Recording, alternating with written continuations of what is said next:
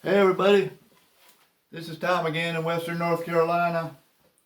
Anyways, I made a video yesterday about how to shape the back post, and it was mostly about draw knifing and spoke shaving. And it turns out that after I watched the video and thought about it and started working on some other back posts, I realized that I hadn't given you guys enough information or information that you might need, and mostly it has to do with what do you do if your wood isn't perfect. And that perfect wood is harder to come by now, and I'm calling perfect wood where the grain is straight and is in line, perfectly in line with your piece, and there's no grain run out or anything. And what happened after the piece of wood I had yesterday that I was working on was a pretty good piece of wood, and so it was very easy for me to just shave it and make it right. And not all pieces of wood are like that, and so when I went to shave another piece of wood, well, it had some, whatever you want to call it, a defect in the wood or the grain, and that gave me problems in that I couldn't just shave like I was shaving yesterday. And so I wanted to come back and try to show you and talk about a little bit about what you do when the wood isn't perfect. And the simplest thing to tell you is that if you are shaving wood, I left my spoke shave over here. When you're shaving wood and you run into a problem, and see right there, I just caught a piece and it's tearing up. Well, the thing to do is go turn your spoke shave around and go back the other way so that you're shaving against where that piece wants to tear up. See, but this is the grain's running out that way, and then it's almost immediately running out this way in this particular spot. It's like the grain is running this way horizontally, but right here, for whatever reason, there's a little dip in the grain. There's a little dip right there. And I'm hoping you can see that. But see, the grain comes up this way and goes up that way right there. I don't know what caused that, but just that's the way the tree grew. So, I consider a spot like that kind of like to be a problem spot, and it's like, how do you deal with that? And like I say, the very first thing you can do is you can turn your spoke shave around, and another thing, see what I'm doing here? I'm normally, like yesterday, I was just showing you back and forth like this.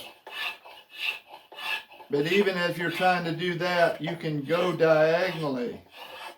And sometimes you can get out of some of these trouble spots by kind of going diagonally across them. Less likely to pick up and get under one of these bad spots. And I'm just going to try to work into this bad spot right here. I'm in the taper right now. And I'm going down not against, but I'm sort of with the grain, and it's not hurting me right here. But right here is where that bad spot is.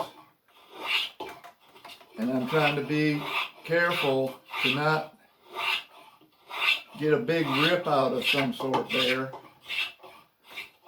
But see, right there's my taper line, and so I'm tapering this way. But now I need to, work on this, and if I go like this, it's going to catch.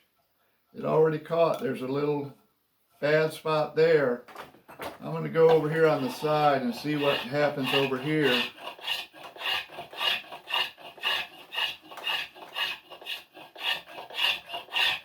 See right here on the side, it's doing all right. We'll work on this taper a little bit.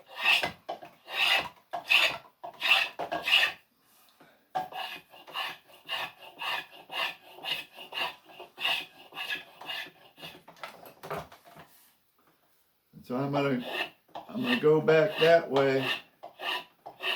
But see, I turn my spoke shave around, I'm pushing it. It's okay.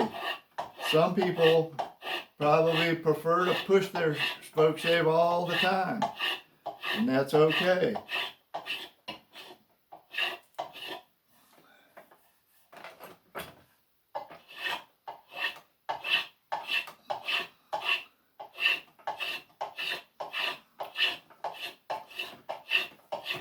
See, now I was going backwards right there, and I caught that piece. See, that piece that grain's coming out the other way right there. So I need to turn around and go against this direction.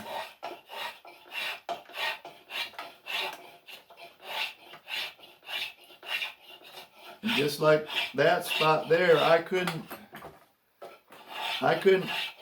visually tell that was going to happen, but my spoke shave showed it to me.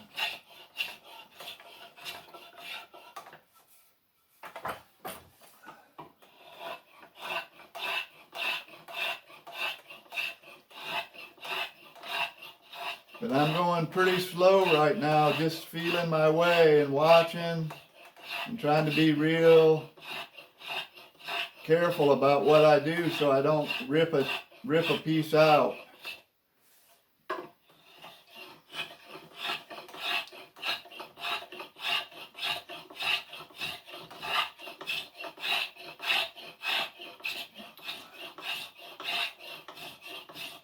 So whatever going on right there, I dealt with that pretty good. But it looks like in the back of that bend there, it's going to be pretty raggedy. The grain runs out right there and runs out there, but that's the way I want to shave this. So I don't think that's going to be a big problem.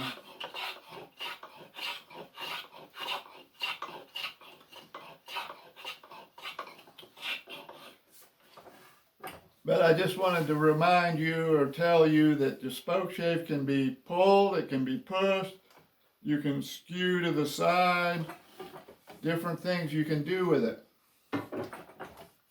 And the same thing with the draw knife, you can push your draw knife. You know, I told you yesterday this was a flat side down draw knife. You can turn it over and like that and use it bevel side down if you need to. Sometimes if you need to get into a place like that, you know, bevel side down will work better than if you're flat side down. So you can do, you know, both ways with a draw knife. Another tool that I use sometimes on these bad spots is a scraper. This is just a regular cabinet scraper, I think they call it. But you can use it to, you know, manipulate and cut off material. And it'll get down into close places like the inside of a place like that once it gets more rounded out.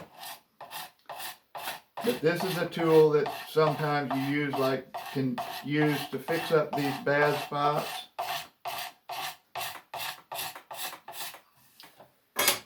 You can use your draw knife as a scraper. You know, you can scrape with your draw knife.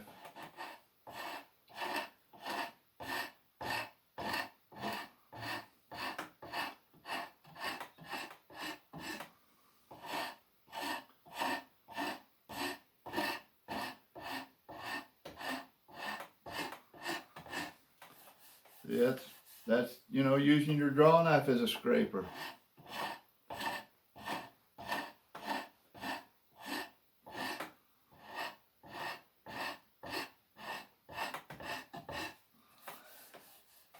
That feels pretty good.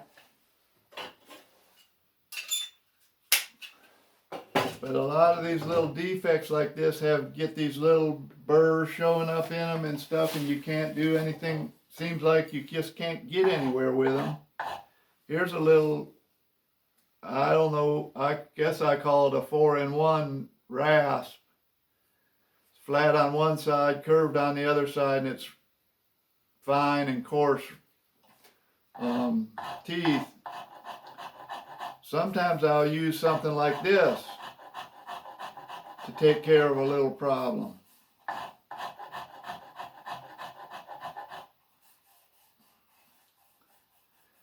But that leaves it pretty rough, and after you maybe get it fixed up with that, then you come back in with your scraper and scrape those teeth mark out of there.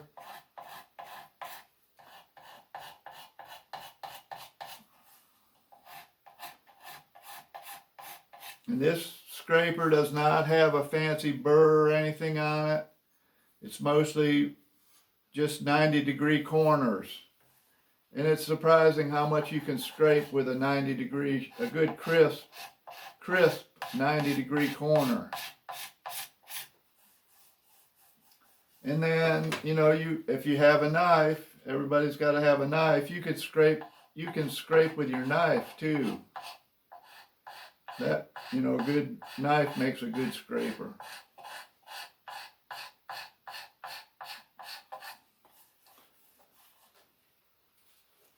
And there's always sandpaper.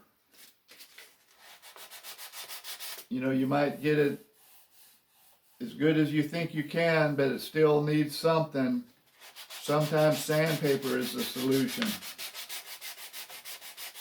And on the chairs that I make, I pretty much feel like if I go to 180 sandpaper, it's as smooth as it needs to be. It's pretty smooth at 180. Sometimes I go to 220, and that's for sure plenty smooth in my opinion. You could go to a higher grit sandpaper, not a higher grit, but a higher number, finer grit. But anyways, I just wanted to add some information to yesterday's video. You know, that you can deal with these problems, but like I say, I didn't deal with these problems myself yesterday. And if you work wood enough, you are going to run into problems some of the time. And it's no fun to work with it, work out these problems, but it's, you know, like this one, it has that spot in the chair. See, I just cleaned that one up. I showed it to you a minute ago. I think I'm in the camera there. See, I made that okay. Feels good and smooth. And you don't want to, are you going to throw this piece away because it's not perfect? I don't think so. You know, it's going to make a good chair part, but it's just it's some extra work involved. Anyways, that's enough. As Old Farm Junk would say, that's enough. Anyways, hope you all doing well out there.